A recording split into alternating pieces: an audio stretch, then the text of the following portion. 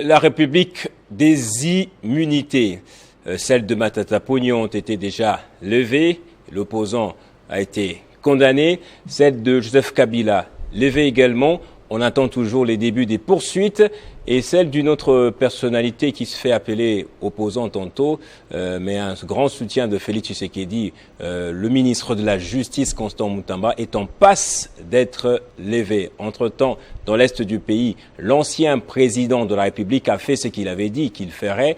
Il a commencé les rencontres avec les différentes couches de la population. À quand donc les débuts d'un dialogue sincère entre Congolais, ou sinon jusqu'à quand on va continuer à avoir cette partition de notre pays? On en parle dans ce numéro de Version Croisée avec deux beaux et bons invités. Maître Oscar Moubiaï qui m'a fait l'honneur de venir cet après-midi. Bonjour, bienvenue à vous, maître. Merci, monsieur le journaliste. Vous me disiez que vous revenez de Katanga, c'est vrai? Oui, c'est cela. Ah d'accord. Vous étiez allé faire quoi? Un avocat, c'est quelqu'un qui y est partout. Oui.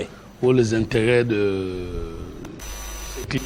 Oui, oui. Donc, je vois, c'est dans le cadre professionnel, je pensais que c'était politique plutôt. Non, moi je ne suis pas politique. Non, pas du tout. Moi je suis coordonnateur tantôt, j'ai l'impression que vous êtes politique, des fois. C'est l'impression qu'on donne, mais maintenant, si ce que l'on appelle politique veut que les gouvernements qui est en bonne voie ou en bonne direction et prend des décisions que nous encourageons, à ce moment-là, si cela, ça veut dire qu'on est politique, j'accepte. Parce que j'ai estimé que, après beaucoup d'années de vie en Europe, j'avais constaté que les ONG que nous avions, c'était des ONG nourries au moment des Occidentaux et qui étaient des opposants déguisés. Et donc, ils ne devraient que taper sur les pouvoirs. Moi, j'estime que quand on est ONG, on doit rester vigilant pour faire accompagner les pouvoirs en place afin d'aller dans le bon sens de ce que l'on attend par notre peuple. Alors vous êtes plutôt proche du pouvoir, non? Pour de l'UDPS. Bon, non, je suis plus proche du peuple.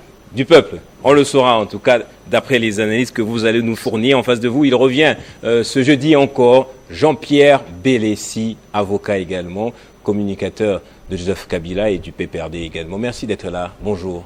Bonjour. Merci mon frère Gaëtan pour l'invitation.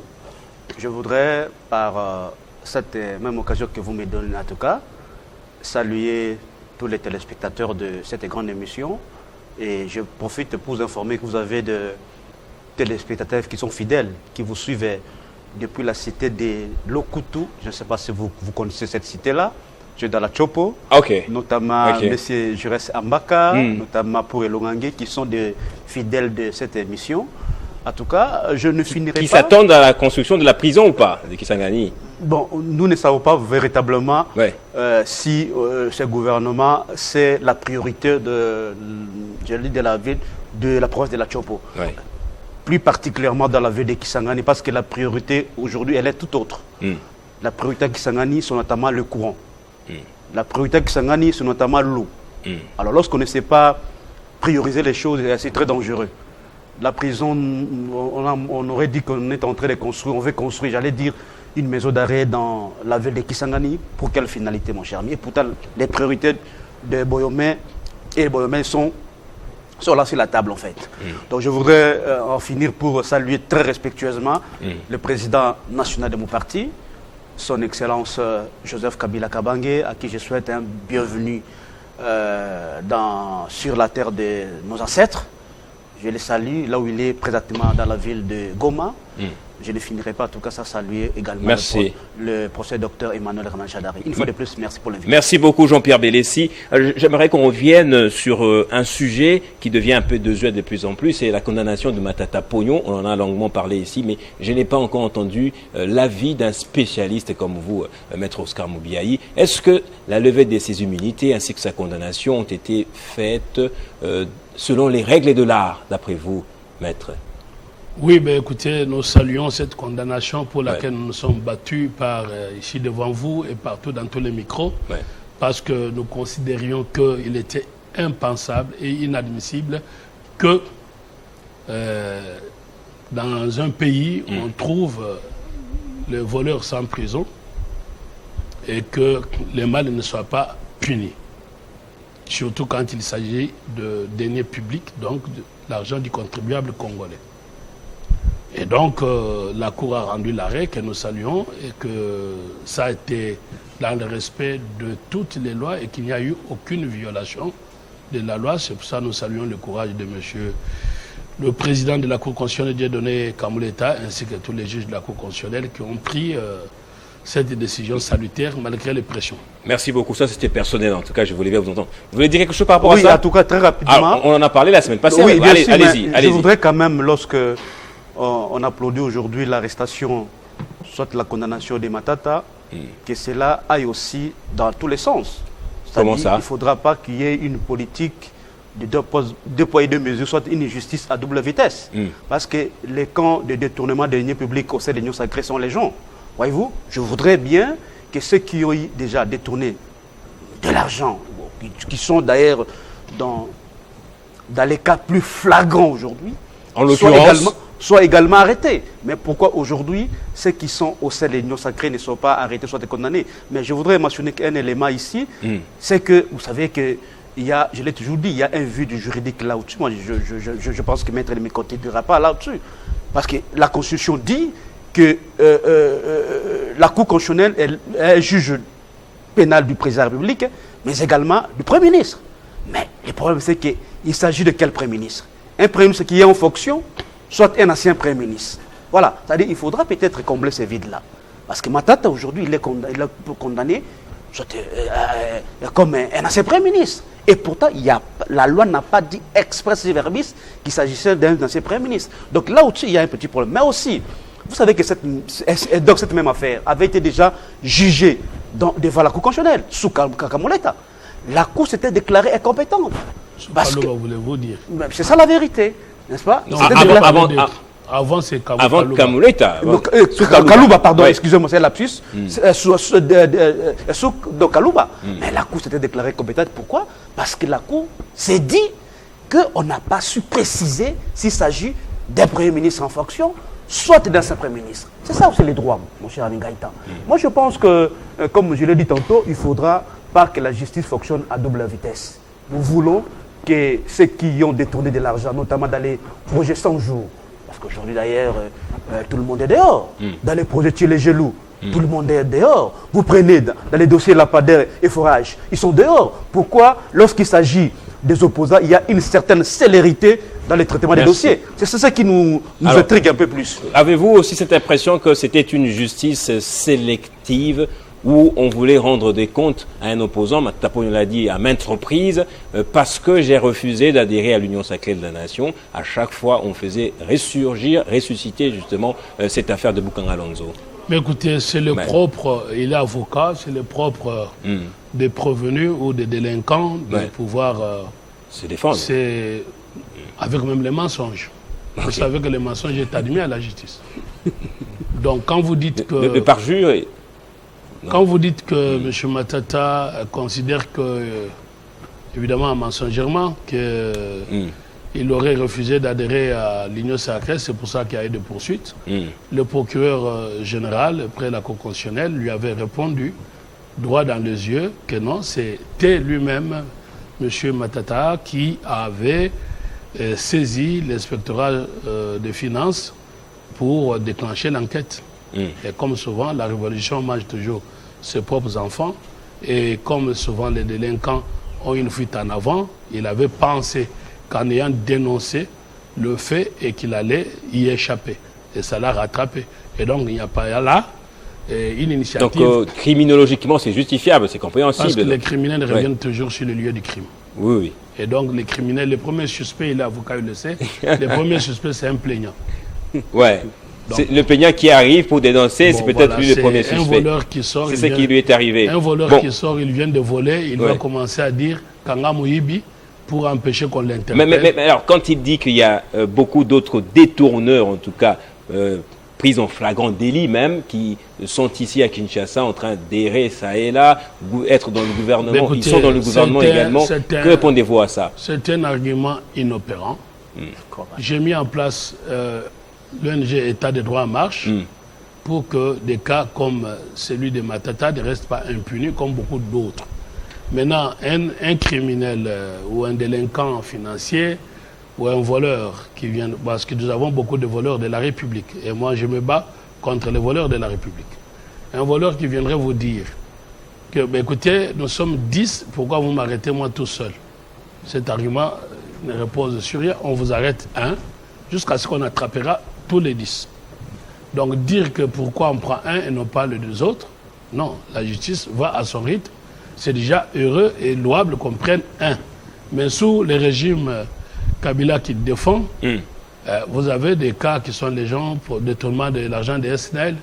Il y avait l'impunité. Vous voulez parler de Bochab, peut-être? Mais il n'a jamais été interpellé. Qui est avec vous, maintenant là? Ça, c'est pas... Moi, je ne suis avec personne. Ah, qui est avec l'Union sacrée de la Nation? Moi, je suis avec le peuple. Oui. Et j'ai décidé d'être du côté du peuple et de porter la voix du peuple. Maintenant, que vous soyez Union sacrée, que vous soyez, je ne sais pas, PPRD, ça ne m'intéresse pas. Ce qui m'intéresse, c'est la nation. À partir du moment que l'on détourne l'argent et que nos enfants ne savent pas manger, ne savent pas aller à l'école, nous disons que cela est inadmissible. Maintenant, en comparatif, quand on vient vous dire que le régime Tshisekedi est sélectif dans la justice, ben, okay, au moins il y a déjà la justice, qu'elle soit sélective, c'est critiquable, on peut corriger.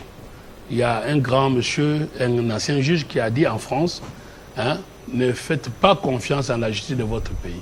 C'était pour dire que la justice, partout où on se trouverait, est faible ou faillible, plutôt faillible, parce qu'une justice humaine, au moins elle est là.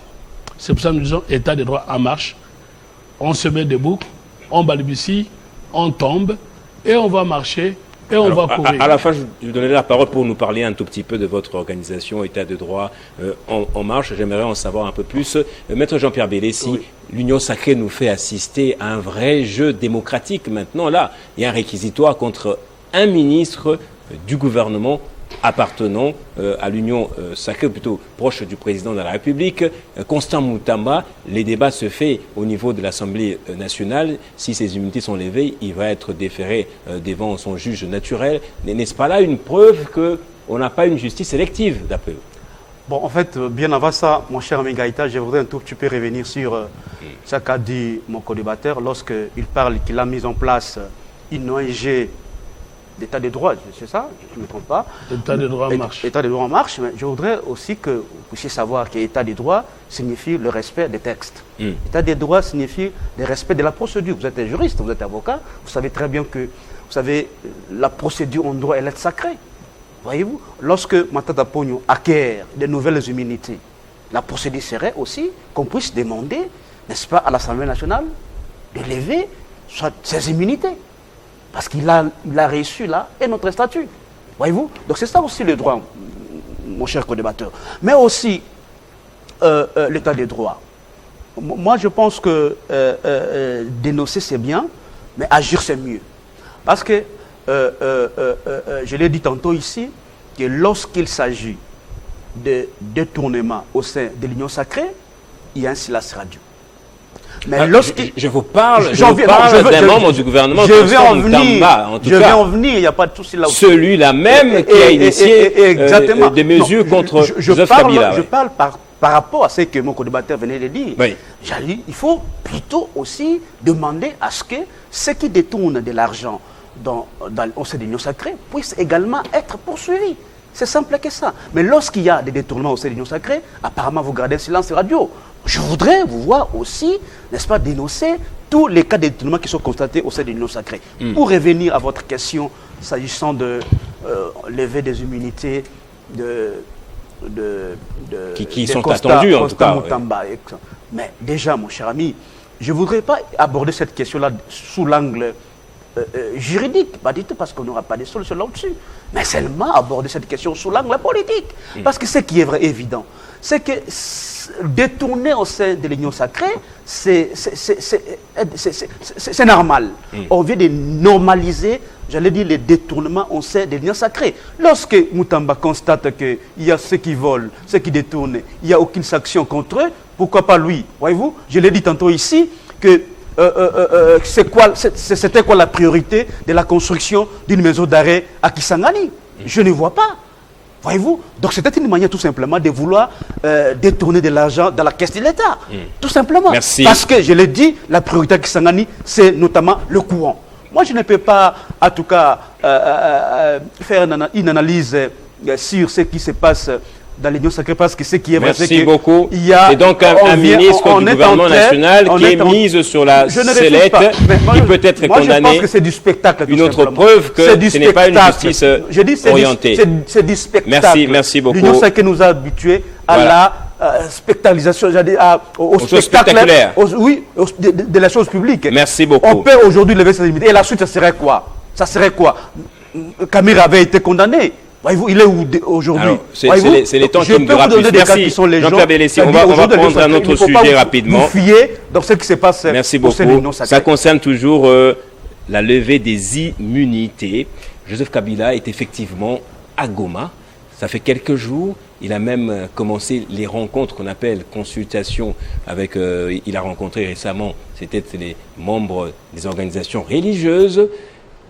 Quand il avait annoncé sa première arrivée à Goma, il y a eu une levée des boucliers à Kinshasa avec la levée de ses immunités. Mais depuis qu'il est à Goma, il y a comme une sorte de silence radio.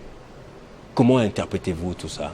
Non, bon écoutez, il n'y a pas silence radio parce que le fait d'arriver finalement par l'ancien président Kabila au niveau de Goma, c'est que notre ami, vous savez, moi quand vous m'appelez pour débattre, je respecte tout co-débatteur, petit ou grand. Mais maintenant, quand on vient pour débattre, je souhaiterais qu'on débatte en respectant l'objectivité. Et donc, c'est que notre ami appelle que M. Kabila aurait rejoint la terre de ses ancêtres. Non. Il faut qu'il dise qu'il a rejoint le camp de l'ennemi. Ah là là. Ayant rejoint le camp de l'ennemi, donc il a rejoint la rébellion. Et les poursuites contre lui pour lesquelles les immunités ont été levées, c'est parce qu'effectivement, il a rejoint ce camp. Il niait hier qu'il n'avait pas rejoint le camp de l'ennemi. Aujourd'hui, il n'y a plus lieu à nier. Donc, comme on dit, le mensonge, ça a des petites jambes, la vérité, ça rattrape toujours le mensonge. Donc, il est maintenant évident que M. Kabila a rejoint le camp de l'ennemi et c'est pour ça qu'on a levé des immunités. On n'en parle pas. Maintenant qu'il a levé des immunités, qu'est-ce qu'on remarque?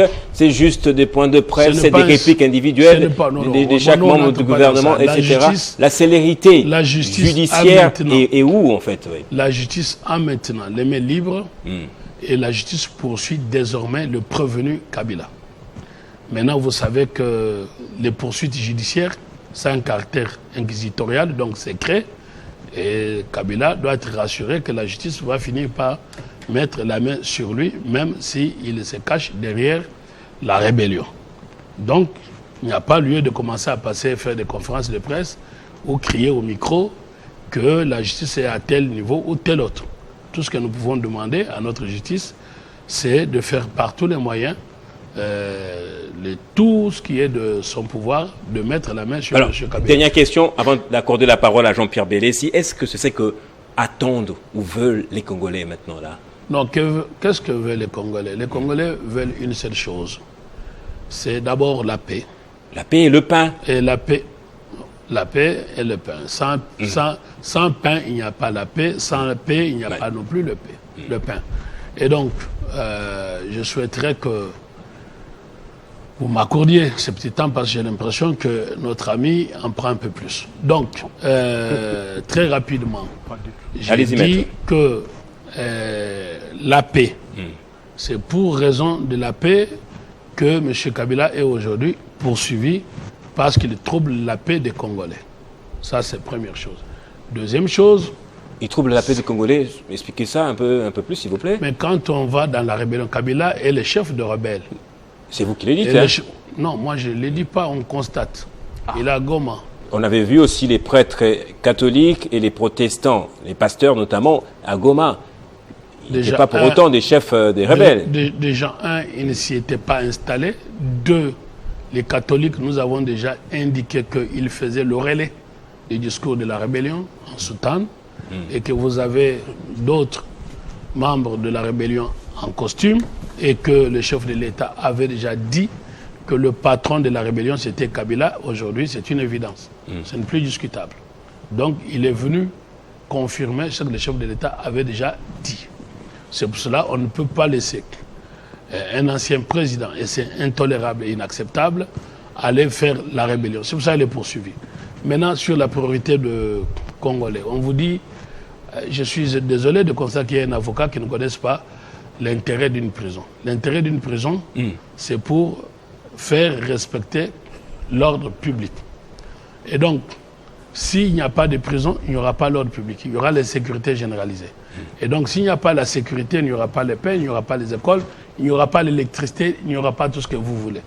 Qu'on puisse penser à assurer l'ordre public par la construction d'une prison, cela ne me semble pas anormal. Et c'est la priorité des priorités. Enfin, terminer par là, oui, si vous voulez bien.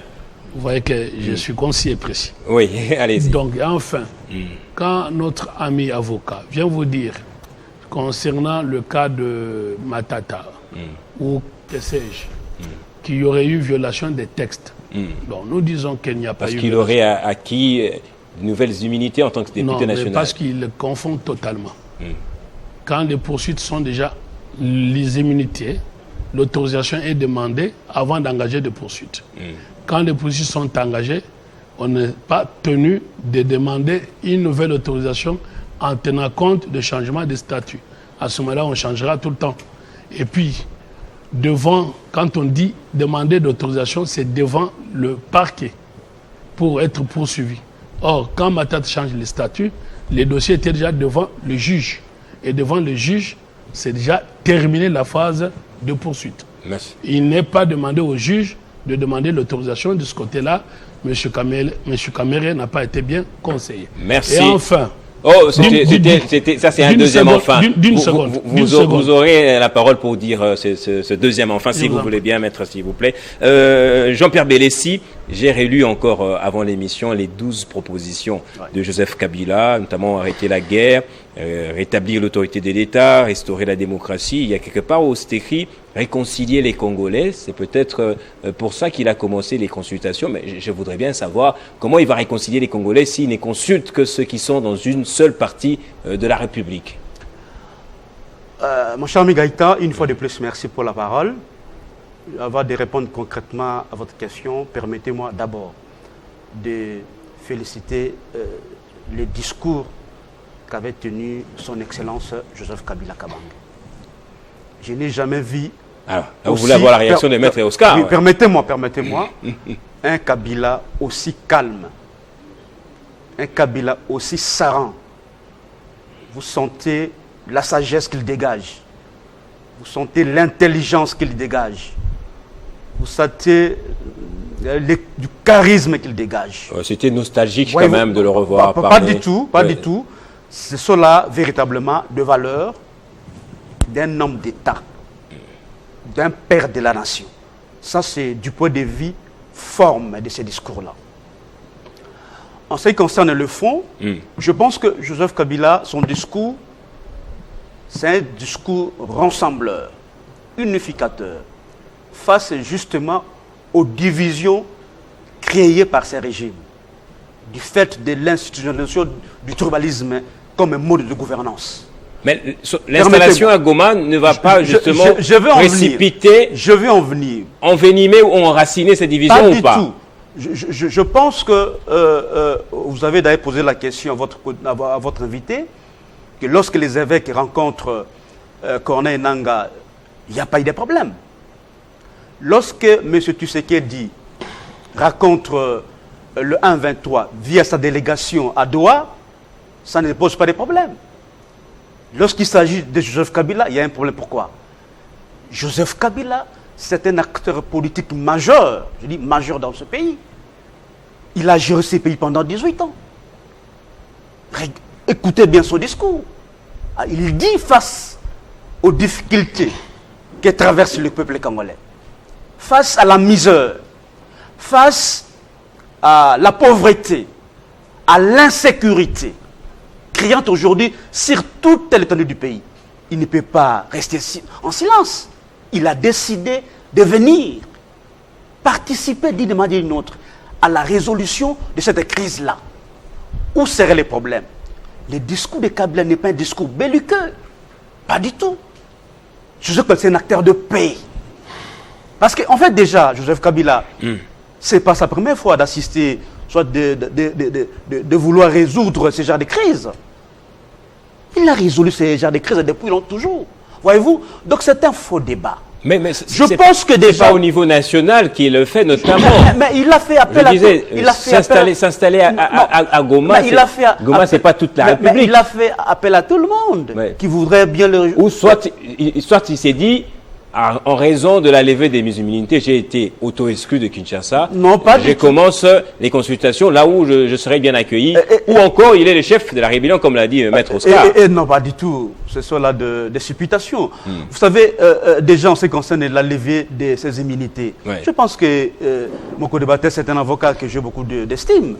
Mais il ne peut pas me démontrer ici que le Sénat est compétent pour lever les immunités de Joseph Kabila comme sénateur à vie.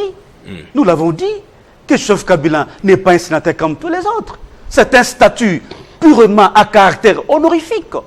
Un statut à caractère non contraignant. C'est une pression de taille parce que les droits se logent dans les nuances. Mais Joseph Kabila est régi par une loi organique. Alors, vous pouvez réagir, maître. Non, permettez-moi, sur ce débat. Permettez-moi, je cite. Face à cette grande... vous prendre la parole, cher ami. Allez-y, maître. On revient sur ce débat du Sénat qui est compétent ou pas. Je n'ai pas assez de temps de parole, mon cher. Vous avez le temps.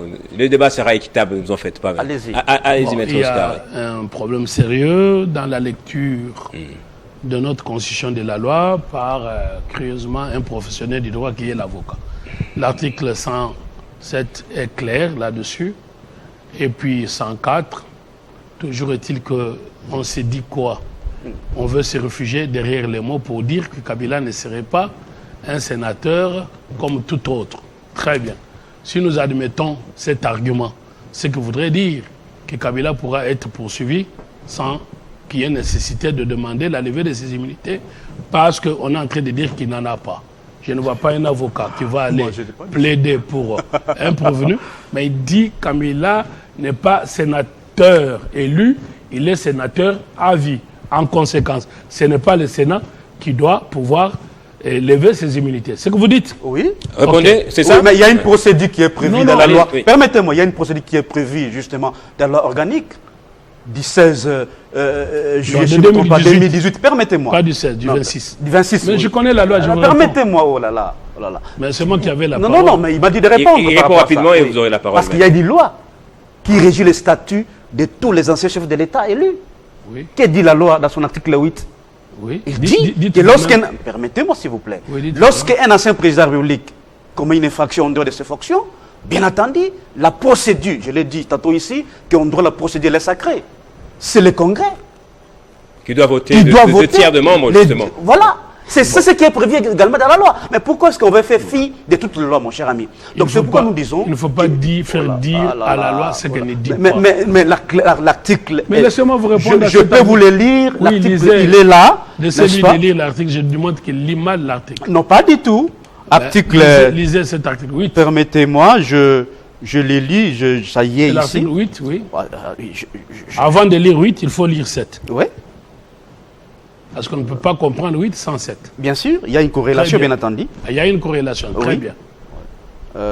Règlement dans nos noms, je pense que c'est ça la loi. Oui, voilà. Oui, permettez-moi. Oui. Et vous dites qu'il y a une corrélation, ce que vous avez dit. Hein? Bien sûr. Et je vais vous démontrer que vous avez cassé la relation. Non, pas du tout. À trouver ça vite, s'il vous plaît. Mais en fait, je l'ai tenté de chercher. C'est l'article 7. Article 7. Mais on n'a pas besoin de... Vas-y, si vous pouvez le lire. Vous l'avez ou pas? Vous pouvez continuer avec l'explication. C'est ça, vous pouvez les lire.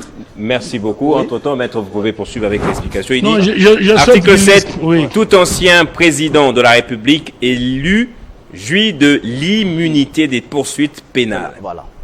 L'immunité des poursuites pénales. Allons-y, ça, c'est pas un problème. Pour les actes posés dans l'exercice de ses fonctions. On s'arrête là. Oui. On souligne pour les actes posés dans l'exercice de ses fonctions. De président de la République. Ouais. Oui. Comme le président de la République. Oui. Il faut le préciser. Ça, non? Qu'on aille doucement. Oui. OK? Ouais. Alors, est-ce que les actes pour lesquels on a demandé la levée d'immunité sont les actes qu'il a commis à l'est du pays, où on lui reproche, où on le suspecte d'être en connivence avec la rébellion. Et ces actes-là sont commis dans l'exercice de ses fonctions? C'est en dehors, ça c'est en dehors de ses fonctions. Ah, voilà. Très bien. Donc on écarte l'article 7, c'est qui nous pousse à lire l'article 8. C'est qui nous pousse à lire l'article 8, okay. Parce qu'on parle du dedans et du dehors. Voilà. Là c'est du dedans. Article 8. Pour les actes posés en dehors de l'exercice de ses fonctions, les poursuites contre tout ancien président... On s'arrête là. Il termine, s'il vous plaît. Pour les actes contre tout ancien président de la République élu sont soumises au vote à la majorité des 2/3 des membres des 2 chambres du Parlement réunies en congrès, suivant la procédure prévue par son règlement intérieur. Toutefois, il y a un alinéa qui dit aucun fait nouveau ne peut être retenu à charge de l'ancien président de la République élu. Très bien. Maintenant, cher ami, avec tous vos juristes confondus, soyez modeste là.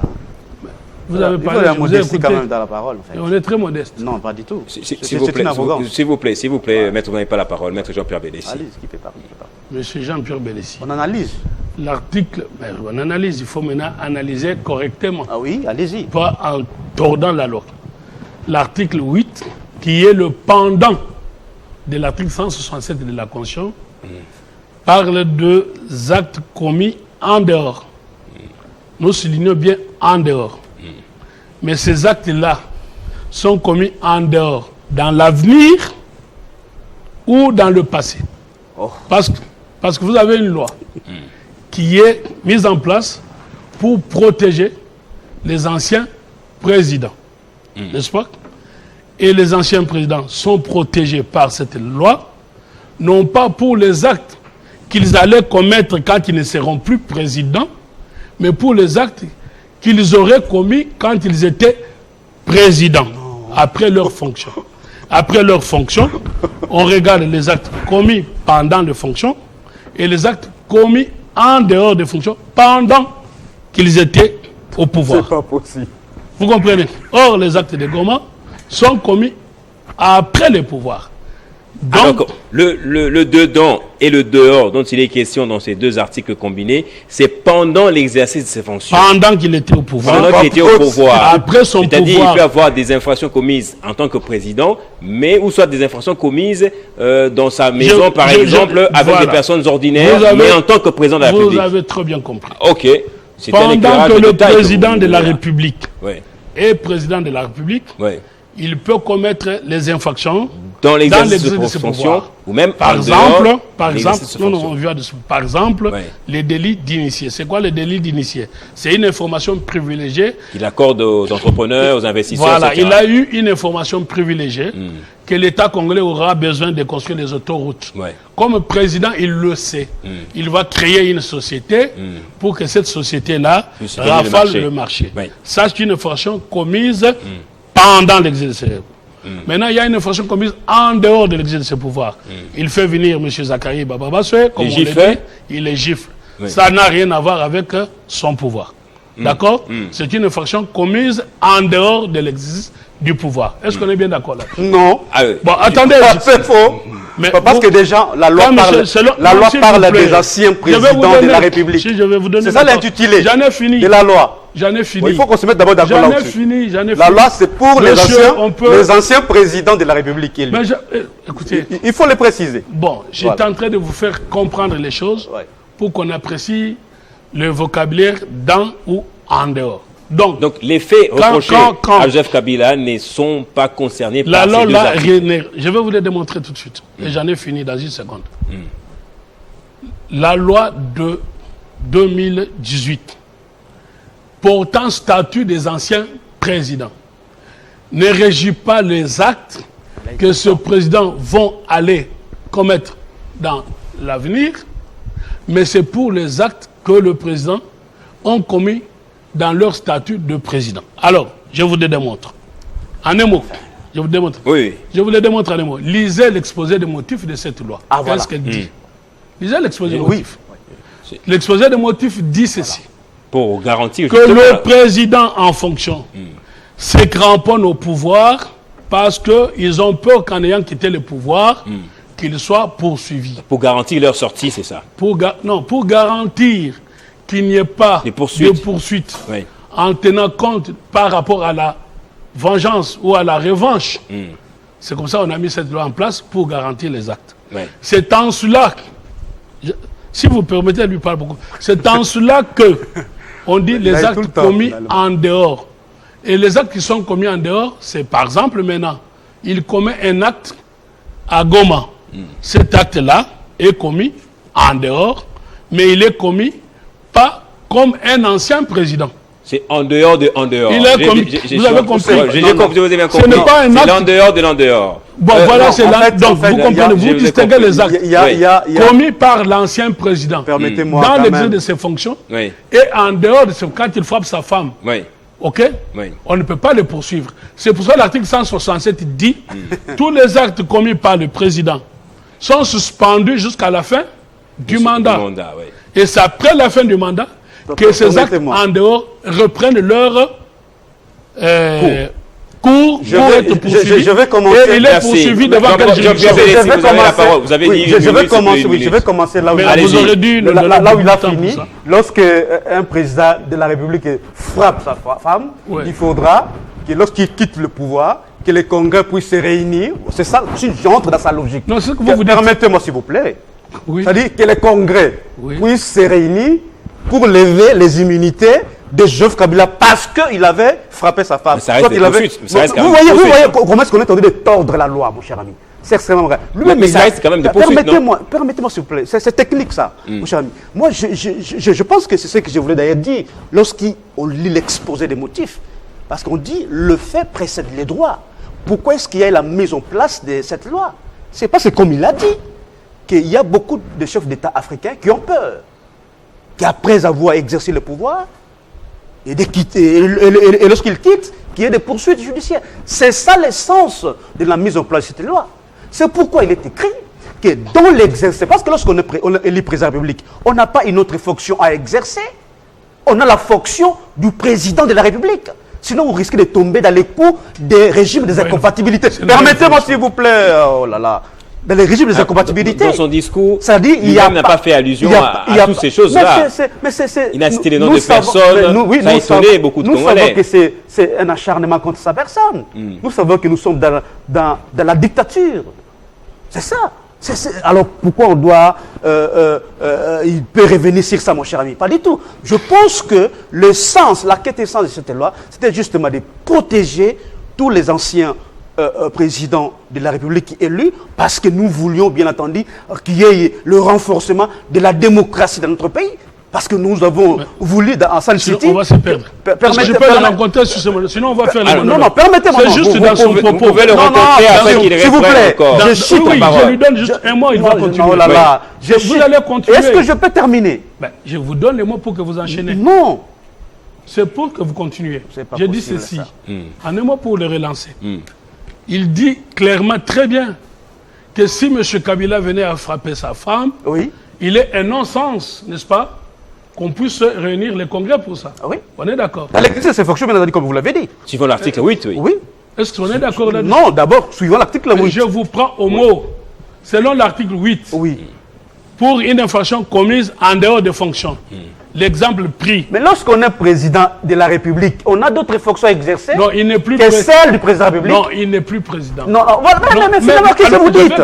Qu'est-ce que vous dites? Lorsqu'on est président de la République, on n'a pas d'autres fonctions à exercer que celle du président de la République. C'est pourquoi il est écrit dans l'exercice de ces fonctions-là. Alors, lorsqu'il quitte le pouvoir, c'est-à-dire qu'il n'est plus dans l'exercice de ces fonctions-là comme un président de la République, et c'est dans ces conditions, lorsqu'il commet une infraction, c'est à ce moment-là on peut réunir les congrès pour lever ses humilités. C'est clair que ça. Pourquoi vous voulez aujourd'hui faire dire alors ce qu'il n'a pas dit? On va aller tour à tour maintenant. Oscar Obiaye, on est presque à la fin de l'émission déjà aussi. On va aller dans le sens de conclure déjà. D'ailleurs, je le prends au mot. Tout le monde est calme ici. Personne n'est agité. Je dis ceci, et je souhaite qu'il me réponde.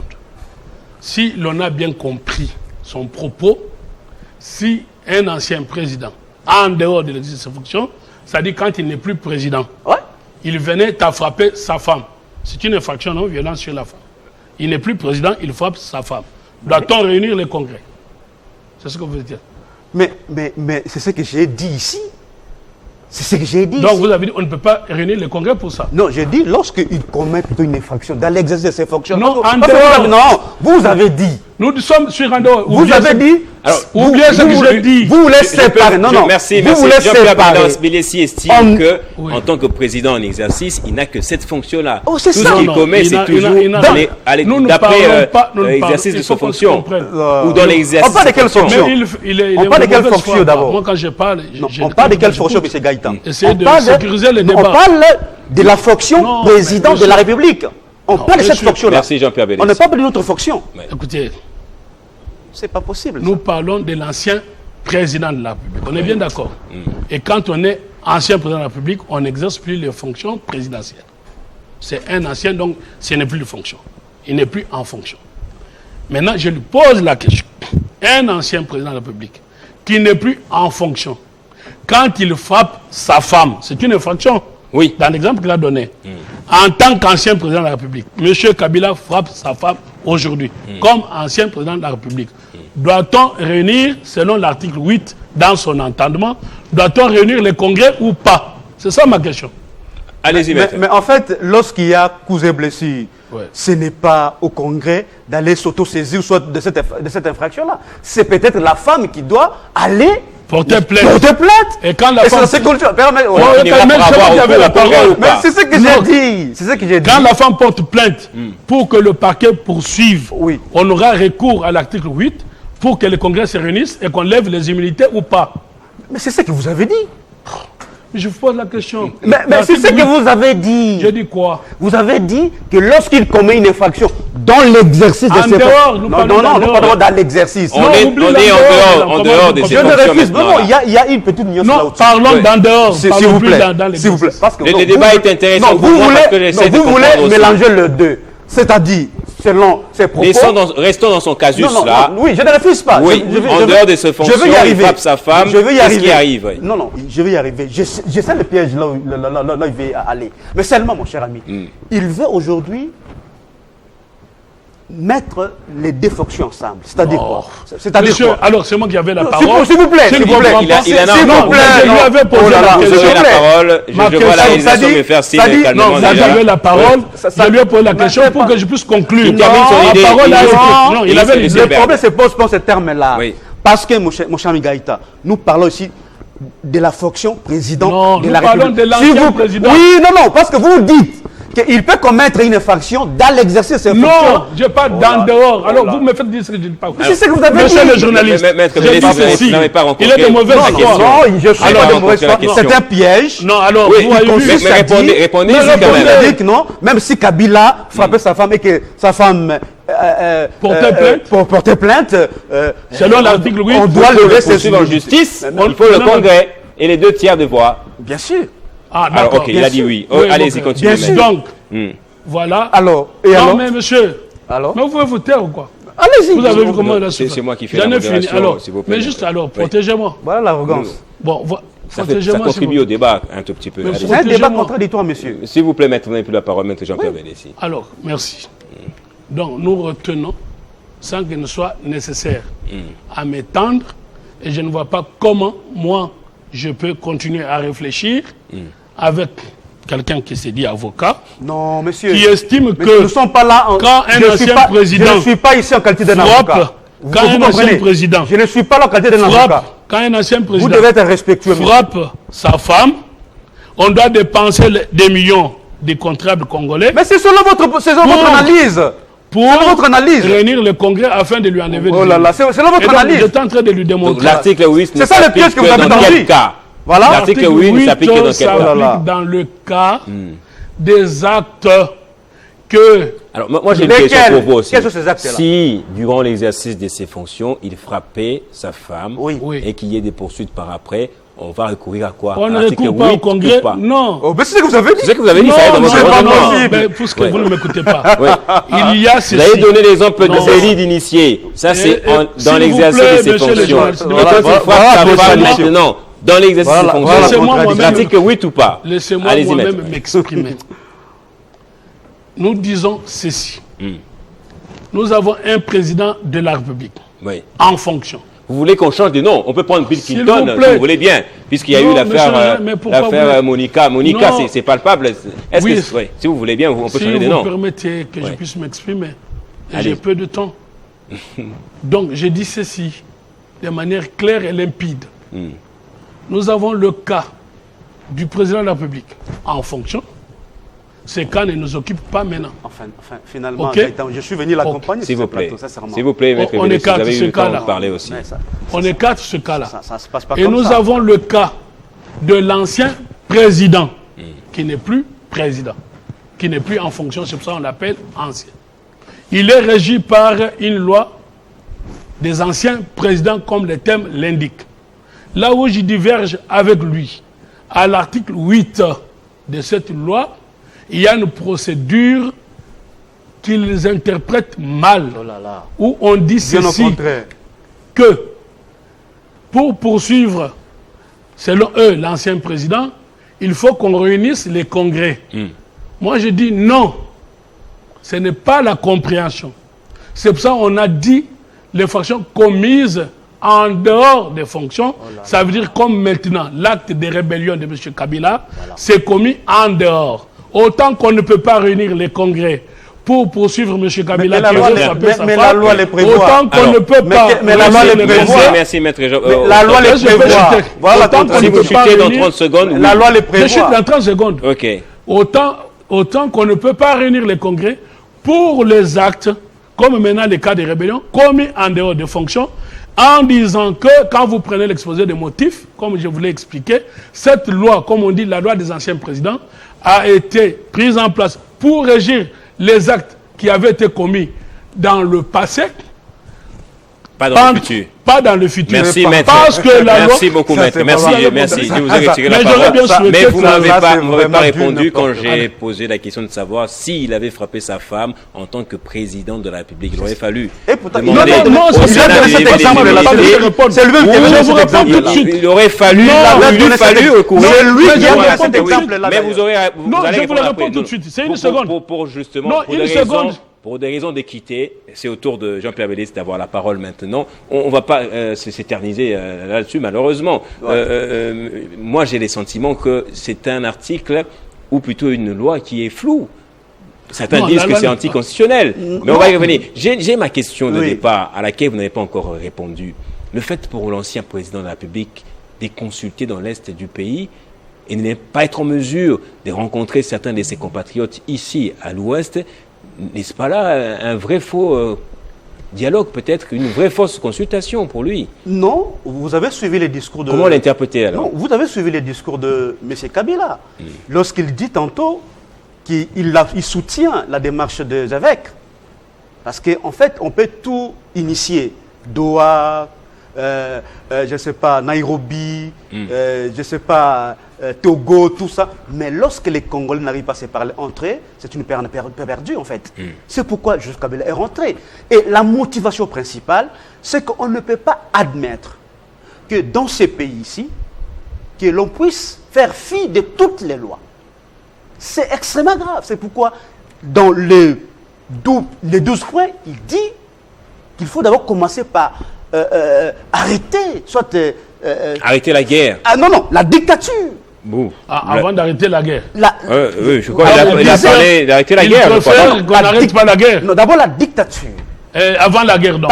Parce que ce qui est vrai, c'est qu'aujourd'hui, c'est pas possible. Lorsque on ne respecte plus la loi, nous sommes dans la jungle. Et c'est ça le régime actuel.